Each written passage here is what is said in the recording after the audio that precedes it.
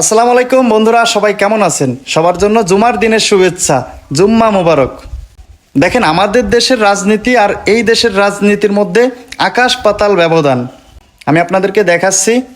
দেখেন, এই মসজিদের আমি খাদেম। আমি আসছিলাম মূলত এসি চালু করতে, যেহেতু আর 1-1.5 ঘন্টা পরে মুসল্লিরা আসবে। তো দেখেন, একটা মানুষও আশেপাশে নাই। আমি এসেই দেখি এখানে শত শত ডিব্বা খাবার, জুস, পানি এগুলা রেখে গেছে। আর এই যে শত শত ডিব্বা খাবার। আর সব থেকে মজার বিষয় হলো, এটা হলো একজন রাজনৈতিক নেতা। তার দলের পক্ষ থেকে আজকে জুমার দিন সবার জন্য খাবার দিয়ে গেছে। একটাবার ভাবেন, আমাদের দেশের কোনো নেতা যদি এরকম খাবার বিলি করতো, তাহলে কতগুলা পাতি নেতা আশেপাশে ভিড় জমাইতো, মানে বিশৃঙ্খলা সৃষ্টি করতো।